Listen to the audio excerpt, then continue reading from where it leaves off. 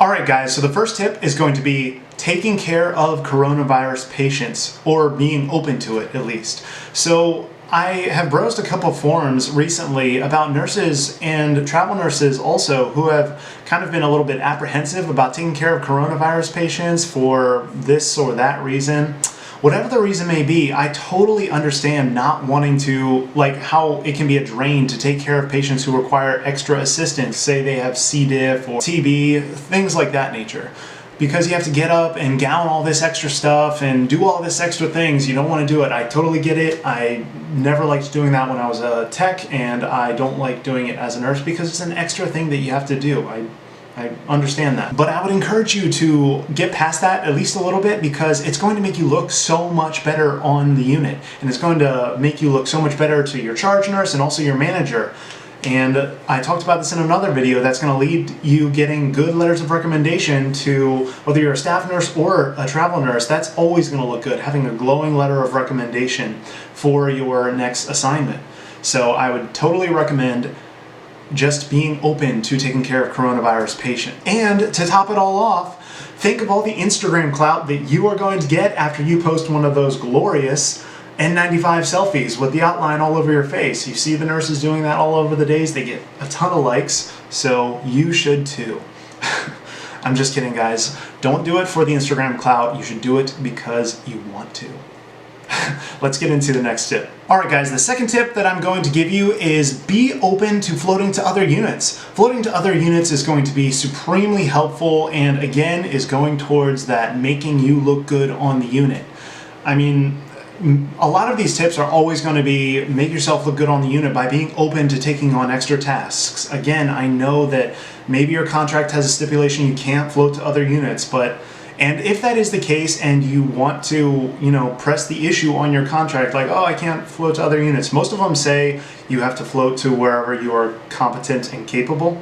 But if you really want to press the issue, you can, but I would encourage you to just consider the entire scope of the situation and how we are in a pandemic and how it's going to look if you try to press the issue towards your charge nurse or manager. They're already stressed out trying to jump through a bunch more loops because of all the restrictions, especially in the operating room. So maybe you should be open to floating to the PACU or the pre-op, or even up to the floor, where they're just going to have you do like the ancillary stuff. It's not going to be like you're going to be taking on 5-6 patients up on the floor as an operating room nurse.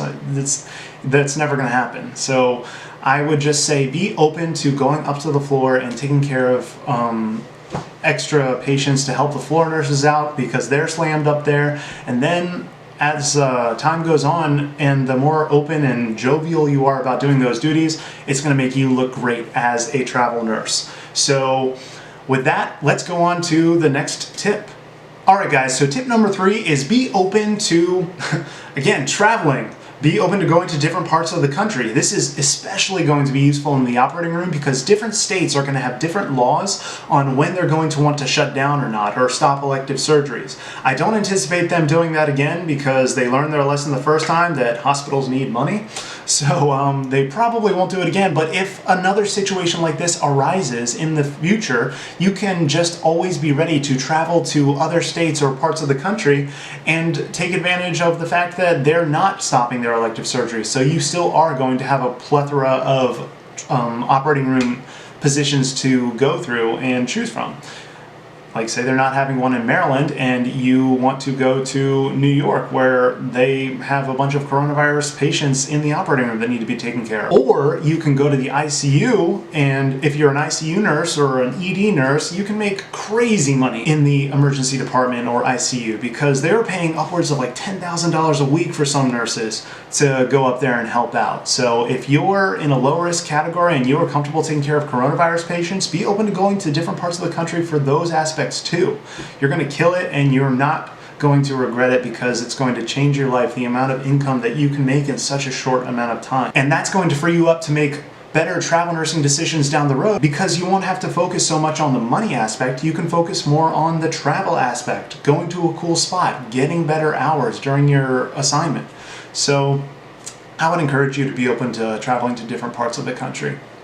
And with that, let's go to the next tip. Alright guys, and the last tip Tip number 4 is going to be have reserves. You should have this during whatever situation of travel nursing you're in, but even especially during a pandemic, you're going to want to have reserves because say all of the tips that I gave you before don't apply to you, you don't want to take care of coronavirus patients, you don't want to travel to where the highest pay is, and you don't want to float to other units, and you just want to end your assignment because of, you know, a lot of those aspects, and there's no other, and the ORs are shut down in your state and there's no jobs available. You need to have reserves so that you can weather the storm and get ready for a job that pops up when they stop shutting down the operating rooms or when it fits your criteria, whatever that may be.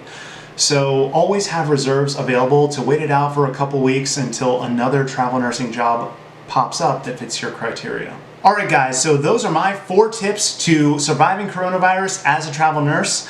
I hope that you found the tips helpful, and if you thought I left anything out, I tried to be really succinct and sum up all my thoughts pretty quickly. I don't want to make the videos too long because I know you got stuff to do, but if you thought I left anything out or anything I should have put in there or done better, then let me know in the comments section down below and I'd be happy to make another video or respond to any comments. And if you thought it was helpful, please leave me a thumbs up. It really helps me out. Alright, I will see you in the next video.